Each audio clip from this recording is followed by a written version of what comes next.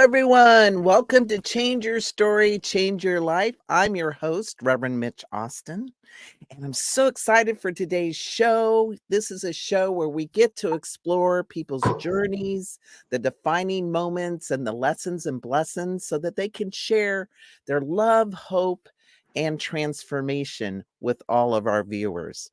This program was born out of a class called Rise and Speak, where I take people through a 7-week journey to look back at their lives, find a defining moment, and then put a message around it and speak that message. I have about a 95% completion rate, people starting on day one and actually delivering their message. So if this sounds like something you would like to participate in, feel free to give me an email. Drop me a little line on my email, mitch@speakteachinspire.com. And I have classes starting, so would love to have you if this speaks to you. And speaking of Rise and Speak, our guest today, Cathy Greer Gonzalez, also known as Cathy G, was one of the participants in Rise and Speak and has spoken her message twice. So very powerful and so excited to have you.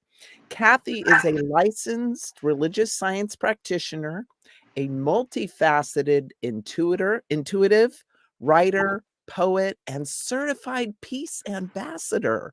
Her soul's purpose is sharing heart-centered wisdom and spiritual teachings that are divinely inspired by spirit to raise the healing energy of peace, love, and joy for all beings on the planet. Cathy channels wisdom that is filled with infinite love and a call for peace in her work with her clients, essays, poetry, spoken word. Cathy believes that healing ourselves heals our families, which heals our communities, and in turn heals the world and all of humanity. I'm so excited to have you, Cathy, to share your healing journey and all of the wisdom that you've channeled along the way here. So welcome to the show. Thank you, Mitch. I'm so grateful to be here and so excited to share the teachings that Spirit has given me. Awesome. And where are you at in the world, Cathy, and what are you up to these days? Where am I at in the world? Well, I'm right here in Sacramento, and I am growing my clientele, growing my own healing journey, expanding that, going deeper all the time. I'm seeing clients for readings and for healings and for medical advice, medical intuition. I also read the body, or the body, I should say, talks to me when anyone comes up, and the body might say, hey, let's talk to this person about the chest. And it just, it's just about channeling all the time. And I know a little bit about your life and your story. We've been friends now for over 10 years. I feel like you're my sister from another mister. Exactly. We're always on the psychic highway, you and I. Yes, we are. And what I recall was when you were doing body work, when you were doing massage, you were getting these kind of downloads on people. Is that when you kind of first started making that connection, that you had that ability? Yes. I remember laying my hands on someone just in training. And I said to the instructor, I said, this woman has cancer. And the client said, yes, she does. And that was, the beginning of that particular piece of information I got about being a medical intuitive. And it's really interesting because that medical intuitive part of me happens, as channeling does, on its own.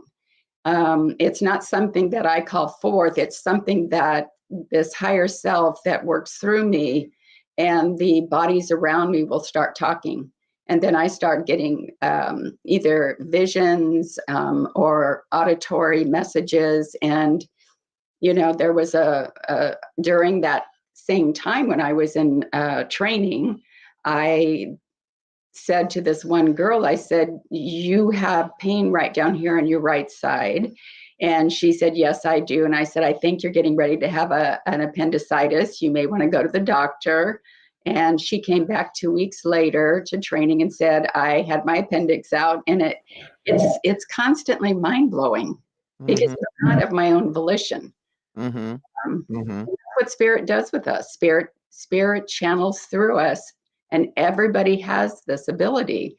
It's just about, in the way it was for me, it's the more healing and that I get, and the more revelations I get about my own self and my connection with spirit, the more I can hear and connect. Yeah. Well, I love that about you. And I also love just the journey of life that you've been on, Cathy. This, I almost think of it as a curriculum to become a mystic, that there's always some dark nights, and you've had many. Many Yes. dark nights, many things that you've come through, that you've come to the other side of. In fact, Cathy, if your life were a book, your book, what would the title be if your life were a book?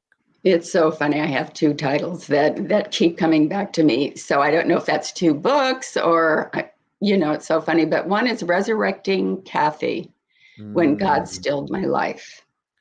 Ooh. And then the other one is Divine Lightning, Crazy Woman. Divine Lightning, Crazy Woman. Yeah, two experiences that came upon me that I had, and one of those, the Divine Lightning Crazy Woman, that was my first talk on Rise and Speak. That's right. Yes, and then the other one came as a result of a car accident. My mom had died, and not even 9 months later, I was laid off my job. And then 6 months after that, I was in a major car accident, and I had a major brain injury. And what was fascinating about that is that during that time frame, right after I was laid off, I sat and I was weeping, and what am I going to do? And I'm all alone. And Spirit said, you're supposed to be writing. So either get off your butt and start writing, or shut up and quit whining. I mean, literally, it was so loud. And so Spirit started waking me up in the middle of the night. And I had no choice but to write. And I wrote, and poems and essays and musings kept flowing through me. But I was getting busy and distracted. So thus 6 months later comes this car accident. And I think, not that it was literally Spirit injuring me, but it's that thing where you need to slow down and stop, because I'm trying to guide you here, and you need to still your life and go deeper. And that's what happened. So and then I do remember that. Gosh, that was such a challenging time. yes. Just seeing you walk through the recovery and Right. the brain fog and Mm-hmm. all of the kind of rebuilding of self in many ways, that I've witnessed with you walking through the journey of a traumatic brain injury. And a lot of people, you and I had talked about this, that people look at you and they think you're fine and you're normal, but you're not. And trying to explain to people that you're struggling, remembering things or connecting things, that a lot of people don't understand, that that it takes a while. It can take years to come back from a TBI. Is there anything else you'd like to share or would like people to know about people who have experienced TBIs? I think there's so many things that I could share that I learned about the brain. and how sacred the brain is. And it is that we have this whole body thing going on, and I was really clear about the brain and the heart being one, and really clear about how the body everything is so sacred in our body system, everything. And I learned that as far as disabilities go in the world, we appear, like you said, we appear normal on the outside. It's that unseen disability and misunderstood disability where people wonder why is she acting so crazy, or why this or why that. And it's because I had a brain injury, and that it's not my brain injury. It doesn't, it's the brain injury that happened to this perfection of self. Yes. On the physical plane. Yes. So, and that was a teaching in itself, was to not claim it as my brain injury, but to say I experienced a brain injury and I have these cognitive experiences that happen as a result. I love that. I love that. Just, it's not making it your identity, which is tempting sometimes when we have a big challenge, whether it's addiction or a disease or an injury. Sometimes it's tempting to say, I am, Yes. I am a person with cancer, or I am, Yes. I have a traumatic brain injury, rather than I'm having an experience of that. And I think that's powerful when we can stay in our power and see the condition, but not be the condition. Yes. And Yes. I just love how well you've exemplified that in your journey, which I think is so powerful. Thank you. Thank you. Took me a long time. Exactly. So, so now I know that you've had quite a journey from the get-go in your life, that there's been there was quite a bit of trauma. There was a long kind of dark night for you, your childhood and growing up. That also led to addiction at some point. Yes. And I know you've done a lot of work around this type of trauma that you experienced. Do you want to share anything with our audience? Sure. Yes, there were years and years of sexual abuse and being raised in a home where there was seemingly on the outside, everything appeared normal, like a lot of us, the normal home, food on the table all the time, enough of everything except love and the secret of addiction and sexual abuse in the family system. And so, it started very early on with me. And there were different times with different people, and a lot of it was suppressed. I had no memory of the abuse at all. And then, as I grew older, there was the addiction part that came up. And of course, as I know it today, putting something in your mouth, whether it's a pill or alcohol, I'm swallowing myself. I'm swallowing memories. I am swallowing pain. And, and of course, drinking at everybody who I'm angry at, like it's going to really make a difference, right? But those were the things that I did to survive.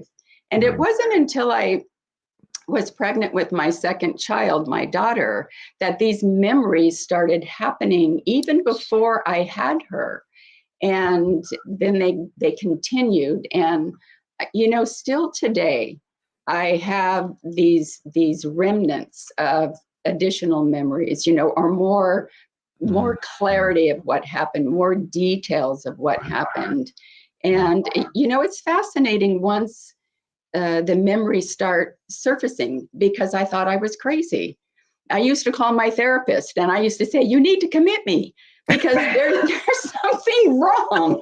Oh, no. And the counselor would say, no, you're just having memories. You're okay. You're saying you're okay. Just be patient with yourself. So, there's a whole unfolding of that divine order of what happened in the midst of all the chaos, and how I came to find this agency in the Bay Area where I was born and raised in San Jose that helped adults molested as children. I had never heard that before. And that started the journey of a very slow process of remembering and integrating and, slowly but surely accepting the shadow side and the dark night of the soul, if you will, and loving all those mini me's, as Brene Brown says, all those mini me's that we have inside of us. And, it's a journey, and I am blessed with the wisdom. I am blessed with so many tools to help others who have walked similar paths. And that's my purpose. That is a purpose or something I want to share with others. And because I want everyone to heal like we all do. Yeah. And I believe that the more that we heal, then the more of the revelations that we have that we can share with one another, that collective healing energy is going to heal the world. And that's what I truly believe. Absolutely. It begins with us in our own work. That's right. That is so true. Blessed be. And so, one story I remember you told me about in your flashbacks that you had, that there was this kind of escape of your spirit, right? Where you went out of body in these, when these things would happen. And you were with the angels, I think. What was that? Yes. Because it's really a mystical experience that was. It is. And that happened to me many times as the memories started coming forth. Right. The first time it happened, I was 4 years old. And the short story of the long story is that I was taken by a stranger to a creek bed that was on the outskirts of where I was living. And I remember being held like this against the water and the rocks and, the things that he said and, all of the, how he invaded my body. And I was taken. I remember once I was forced down on the ground, I left my body and I was with an angel. And, we were observing what was going on and there was no pain. There was just the observation and a really ethereal level of what was occurring. And then I remember once it ended, once it was interrupted, because it was literally interrupted by a relative who was calling my name out, looking for me. And I remember hearing this man say to me, "You are lucky." Like he was going to kill me, and he was interrupted. And that's what it felt like, no matter what he was going to or not going to do, I don't know. Yeah. And I came back into my body, and that's what happened. Wow. And it's been an experience that happens over and over again with people who are abused, whether it's a physical abuse, a sexual abuse, a verbal abuse, some kind of an assault. We leave our bodies for protection. And it's so many times that spirit lifts us up to hold us so we don't have to feel the physicality of what's going on. And other times it doesn't happen and we feel it. Yeah, and I've heard the stories of some people who are mystics and intuitives, and in the intuitive arts, many of them have had traumas that have opened them up in a different way. Yes. To spirit in a way that normally you wouldn't experience. It almost seems like a precursor to many intuitives and their journey to do this kind of work. So yes. And it's almost like a near-death experience, where they, so it's interesting. It's interesting. The evolution and the revelations have been many and amazing. And some people say, well, would you wish that any of this didn't happen. And it's interesting, of course, we don't want to have this type of trauma in our life, and yet I gained so much wisdom and understand about separation and fragmentation and compartmentalizing, and how we have these wonderful gifts that we have the ability to bring ourselves back together. And I used to say, if I can be here and be sane on this planet, so can you. Right, given your journey. Yes. Given your journey, no doubt. And in fact, we're going to go to a commercial break here in a second. But when we get back, I want to talk a little more about your recovery journey, because I think that was maybe one of the first big mountains you climbed. And maybe some people can also gain some inspiration and insight. So don't go anywhere, anybody. We'll be right back. We'll have a quick commercial break.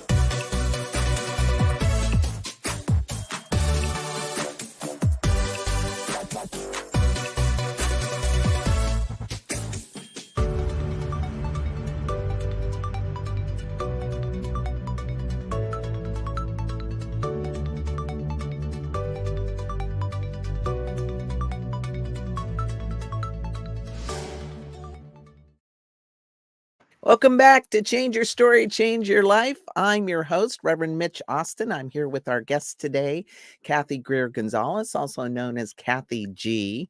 And I'm so grateful that we just had this ANTN commercial. They have all kinds of amazing resources for people. I encourage people to go on there, antn.org, and they have a What's in a Pronoun workshop coming up soon with the Reverend Deborah Johnson. So people don't want to miss that. Get on the site, antn.org. Check it out. They have speakers, workshops on, your spiritual money game, like all kinds of amazing things. And I'm a member too, and I have to tell you, so much value. So please.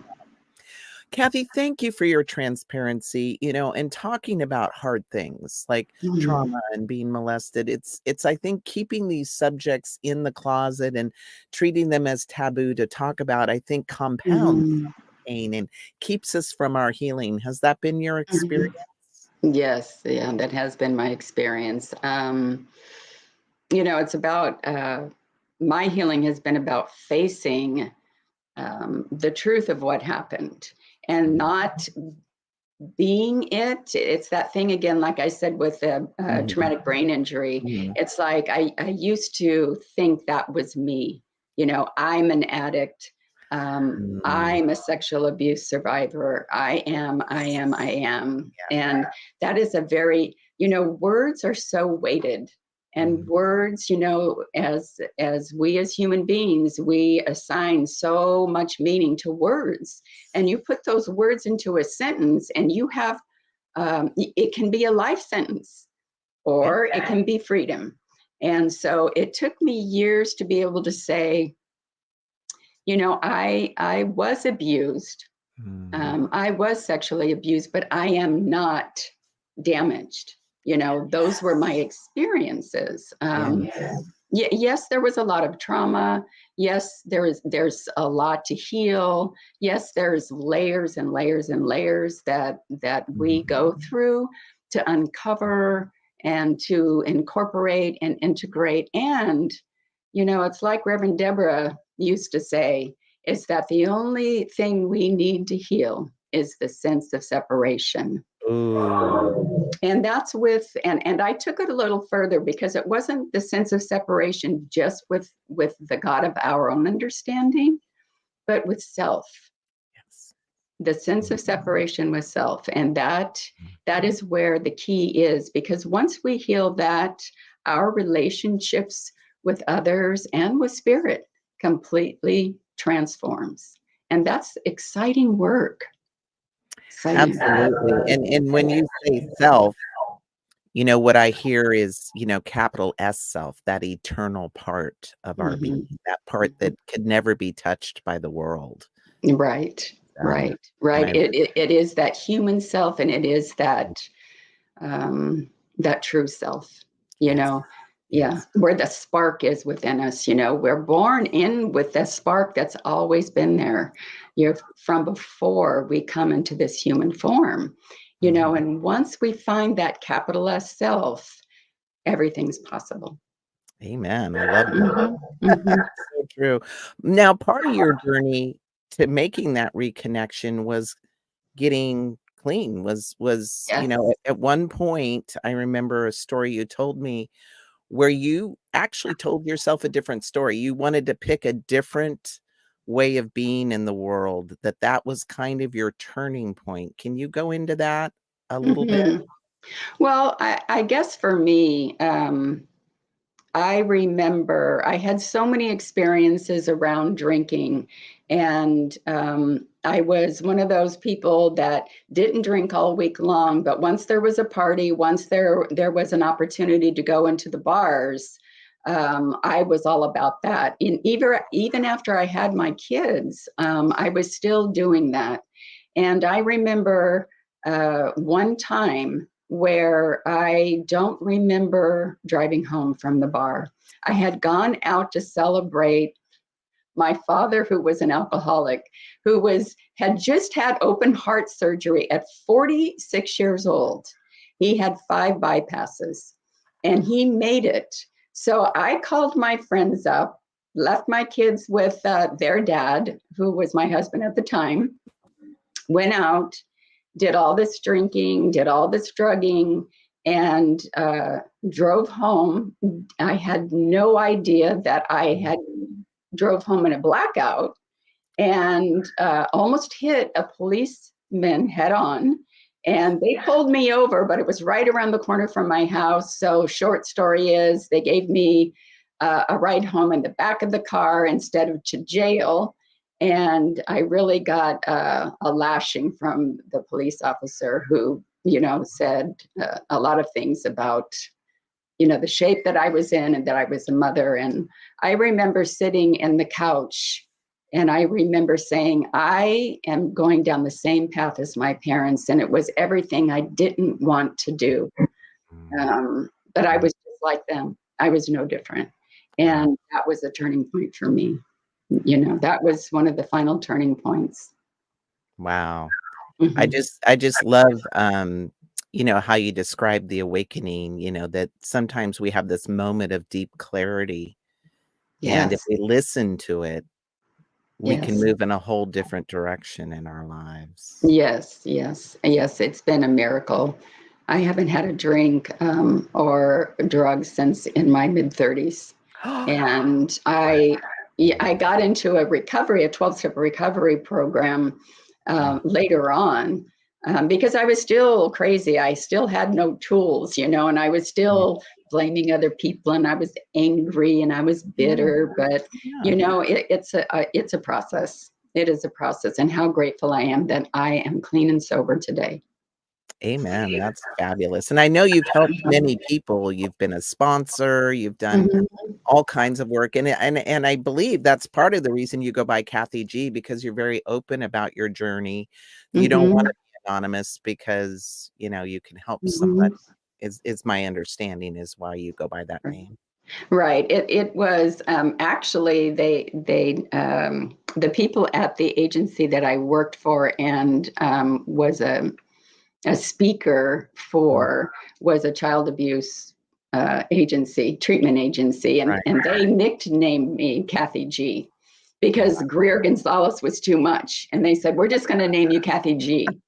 And then it That's really took when I went to Santa Cruz and went to Interlight Ministries and got my first um, independent new thought practitioner training wow. certification with Deborah Johnson. Wow. Yeah, Yeah. and so it stuck there. They really loved that name. So I do too. yeah. So, you went on to take on addiction, and then you had some trauma in your life. Maybe tell us about your brother. He also had his own journey with it, Mm, with a different outcome, mhm. and how Yeah. that affected you. Yes, yes.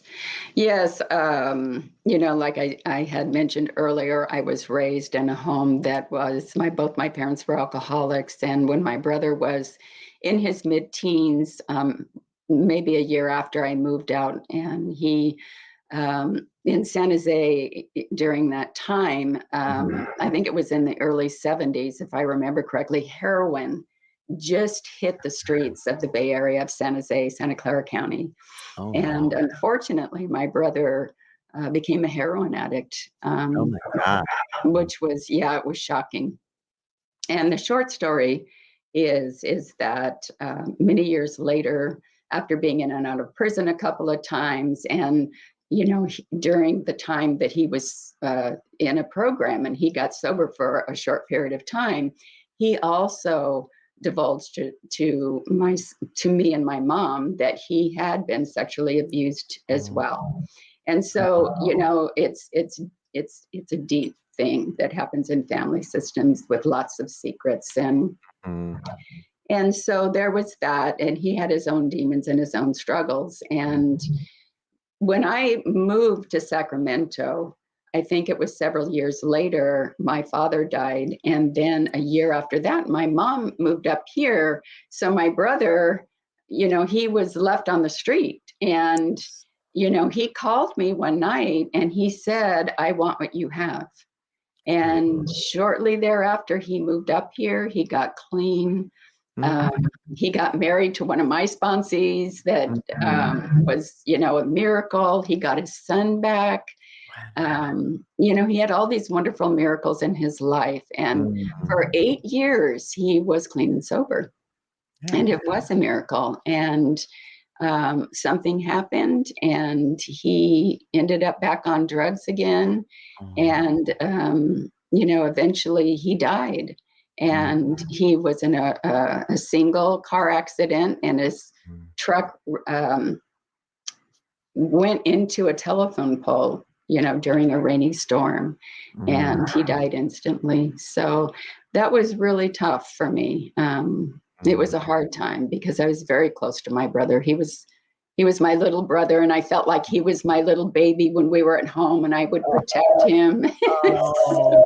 Yeah. So, and he was just a sweet, sweet human being. Mm. Very wise. He was Yeah. very wise.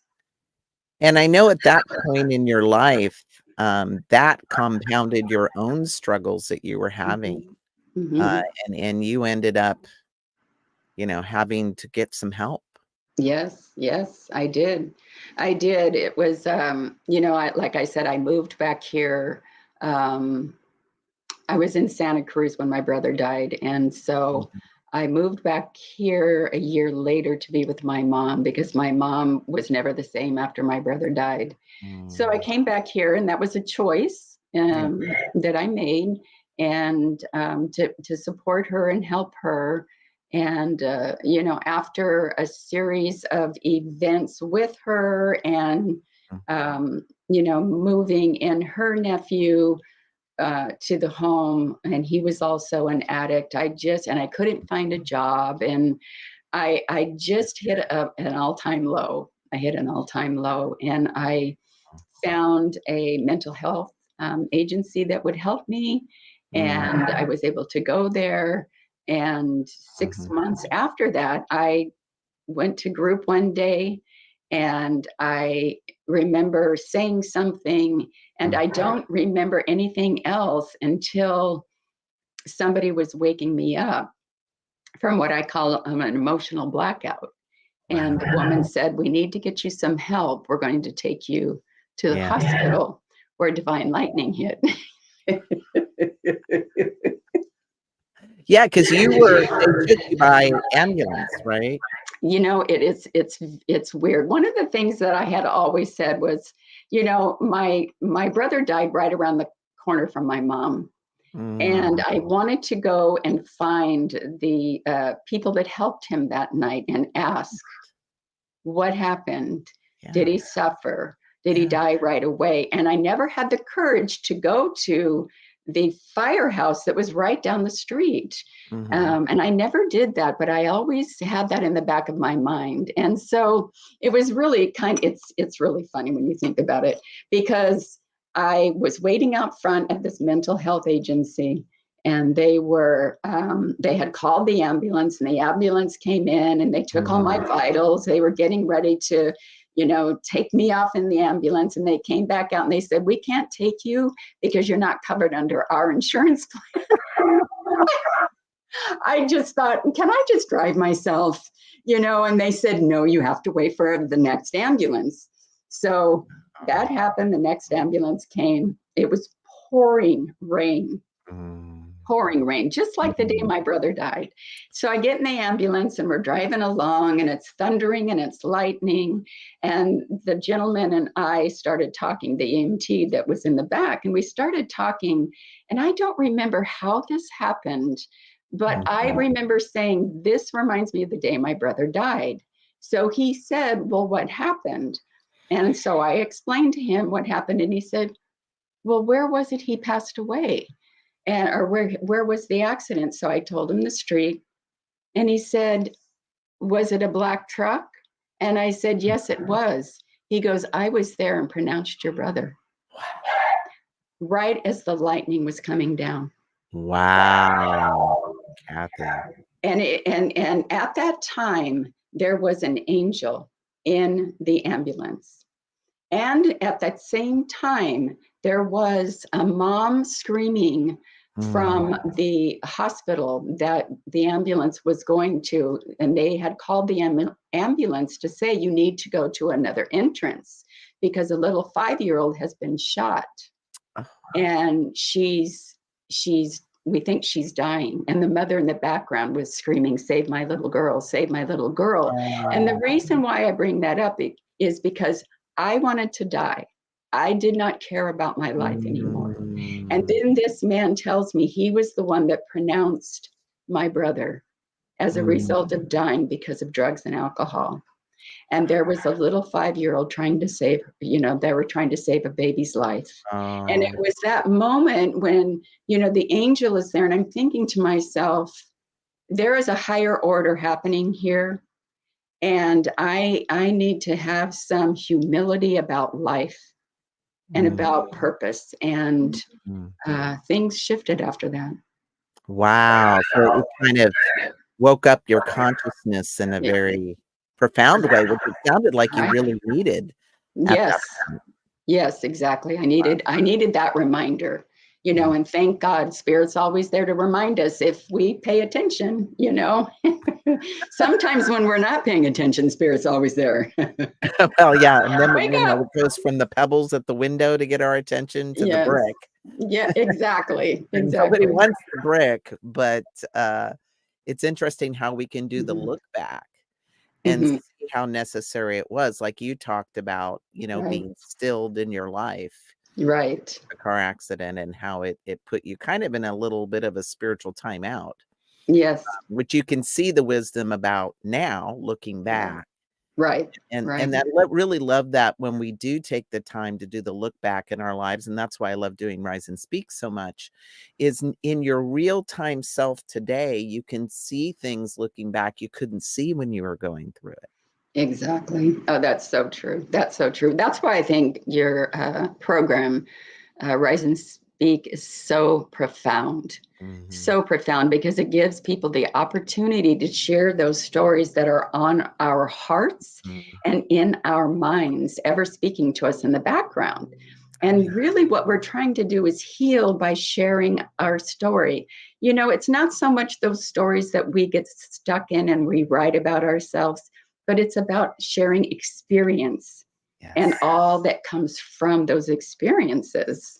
Yes. Yes. Yes. Well, and the inspiration and hope that comes through it, like people can witness you sharing, some really deep traumas and get a sense of, you have a sense of victory about life. You have a sense of hopefulness and all that you've gained from your journey.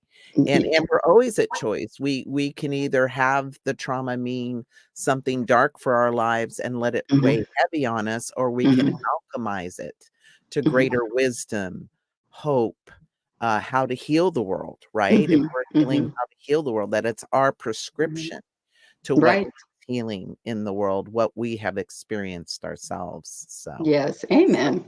powerful. So we're going to take one more commercial break. Please don't go away, but we're going to talk about that integration of capital S self. The 2012 coming together is what I call it for Cathy. So don't go away. We'll be right back. Yay. Please help us say thank you to our organizational sponsors, including the Hepperlin Foundation, Affiliated New Thought Network, International New Thought Alliance, Science of Mind Archives and Library Foundation, Center for Spiritual Living Denver, Center for Spiritual Living Midtown, New Thought Philadelphia, Planned Happiness Institute, Summit Center for Spiritual Living, One Heart Retreats, Center for Spiritual Living on the Lake, Unity Spiritual Center, Kitchener, Om Center for Spiritual Living, La Mesa, Satya Center, Center for Spiritual Living, North Jersey, Unity of Savannah, and Center for Spiritual Living, Seattle, as well as all of our individual donors. Thank you for making New Thought Media Network a place to be. Please come be you. And remember, like, share, and subscribe. New Thought Media Network, positively inspiring. Hello, welcome to Change Your Story, Change Your Life. I'm here with my guest, Cathy Greer Gonzalez, known as Cathy G. And we're getting into the juicy part now. The 2012 coming together, because you had some kind of disparate parts of yourself, and you were still trying to make sense of all of these flashbacks. And tell us about that coming together in 2012. Yes.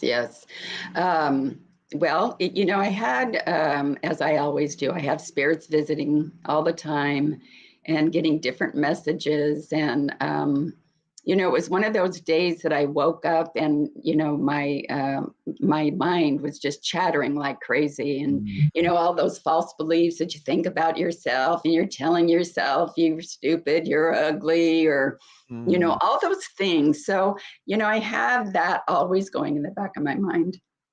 And one day it was really loud when I woke up, and I was in the kitchen, and I remember yelling at Spirit, "You have to help me here, because I can't stop these. It's just driving me crazy, and I just can't take it anymore." Right. And the next thing I know, I felt like I was put into like this trance state where a higher order was just guiding me. And I remember being in the kitchen, sitting down at a round table, this little round table that I had in my apartment.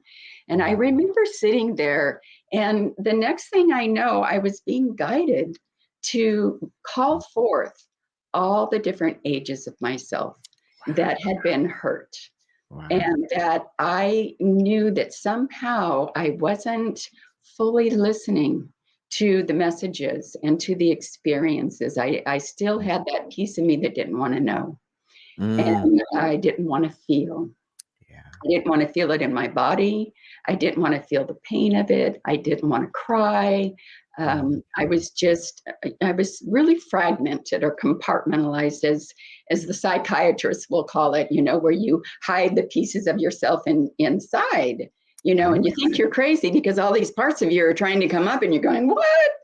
So anyway, there was all these different parts of me coming forward, and the message was, listen to each one and let them share.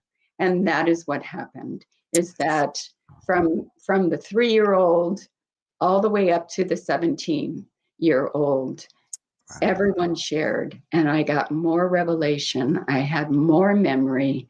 I felt more. I had more compassion for the fullness of who I am. Wow. All these different ages who are all part of me. And, you know, it was interesting because the 17-year-old wouldn't speak.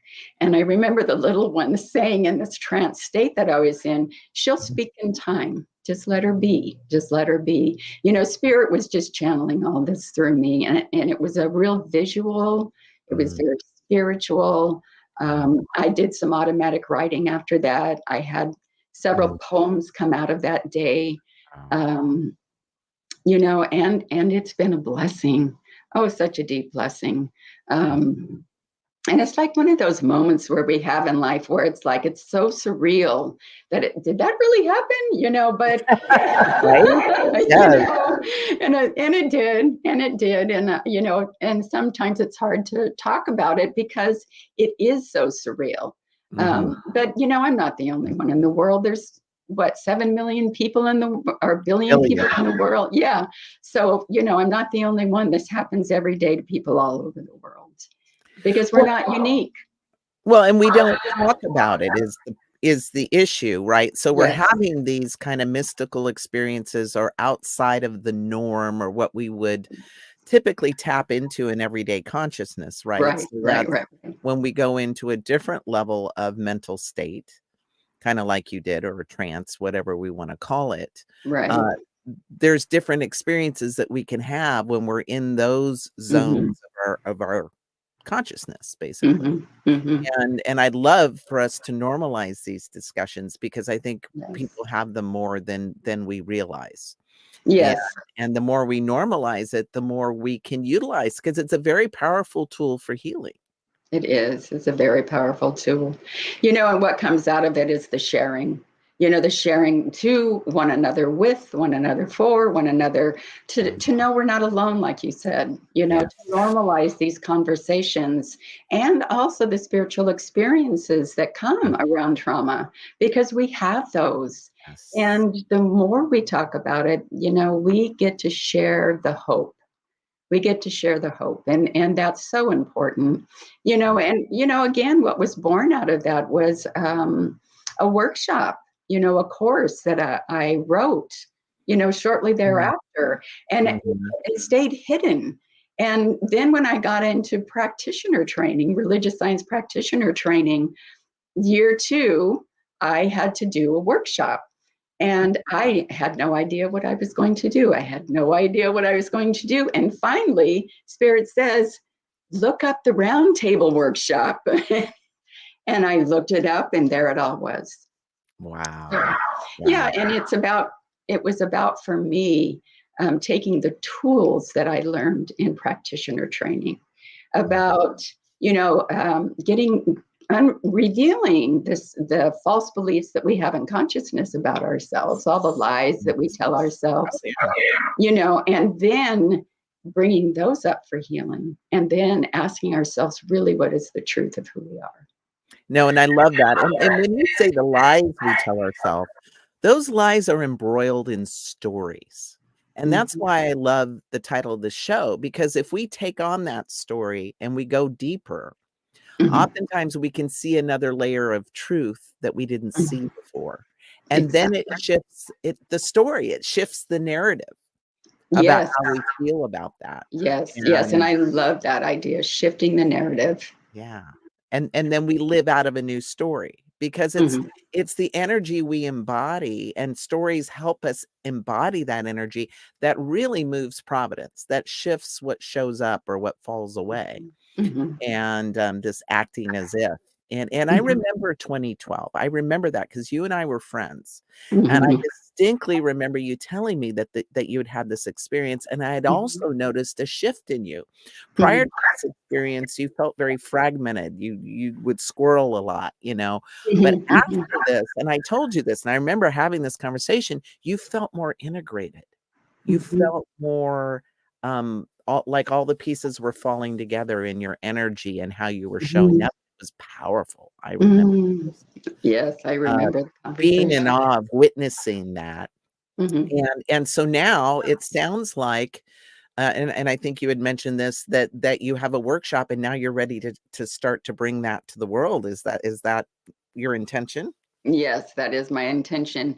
You know, over the last couple of weeks, a series of things happened that were, not of my making or not of my doing. And I was taking a class, and one of the techniques was to get down on your knees and then bow down forward with your head on the ground, and then ask a series of questions to Spirit. And my question was about purpose, because I have all these loves in life. And it was like, should I be a writer? Should I publish? Should I, take my photography? Should I, publish that? And, in the background, it's like, I'm an intuitive and spiritual counselor. Should I do that? What about, the workshop way back when?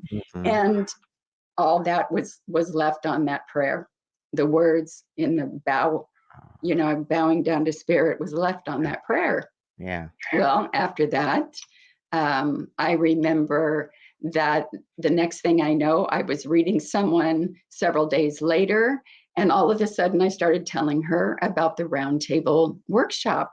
And so she wants to become a client of mine. Nice. And so then the next thing that happened was you and I were talking, and we were talking about, this series, and inviting me on to be a speaker.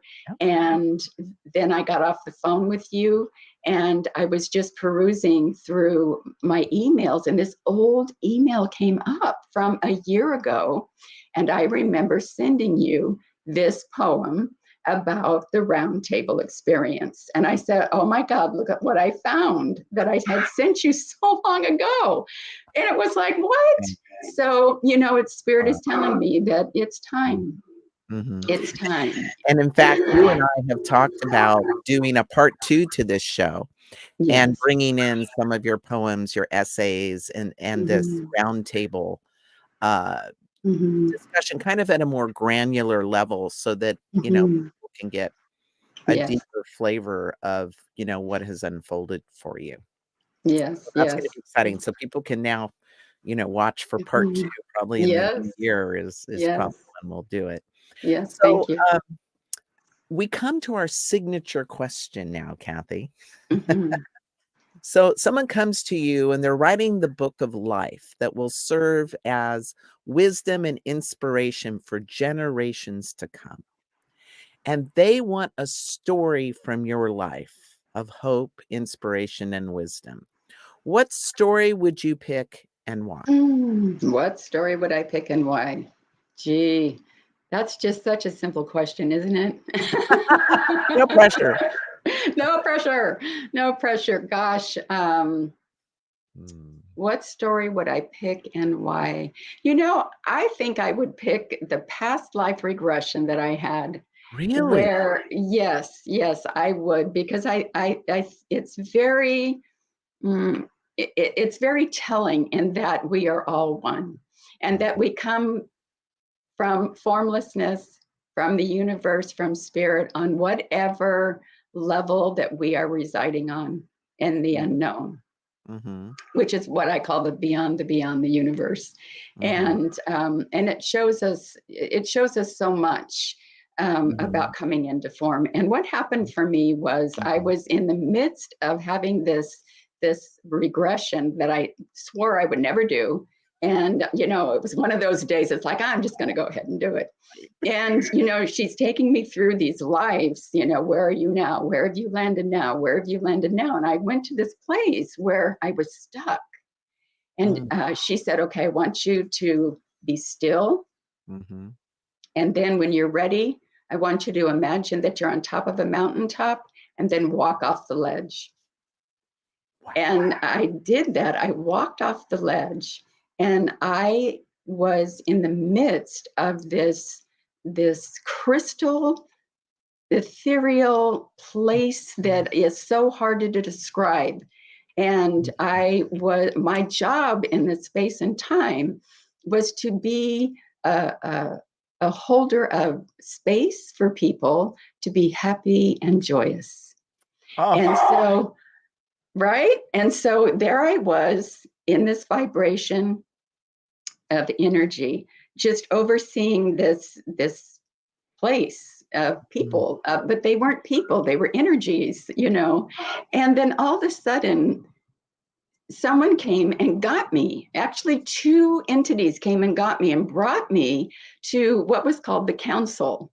And it was a table that was of quartz crystal, if you will. Mm-hmm. And there was women sitting at the table, all women. And they were the leaders of this community or this place and time. And the woman in the front said to me, "It's time for you to go back." And I looked at her and I said, "No, I am not going back." And she was telling me it's time to go back to Earth. Wow. For more teachings and healings and lessons. Wow. For an expanded consciousness. And I did not want to go back. And I woke up crying on the table. Mm-hmm. I woke up crying, "I want to go home. I want to go home. I want to go home." And when I woke up and looked to the therapist that was doing the regression with me, she was bawling her eyes out. Oh. And, it was just about, this is what we do. We are form, and we come here and we learn our lessons and we heal even more deeply. We expand our consciousness that helps the collective consciousness. And then we leave. And then our lessons our teachings are done. And we go back to wherever it is we're supposed to go back to. And then we come back. Oh my gosh. Well, at least we know it's not for nothing. I think sometimes we go through some of these things and we go, really? I know.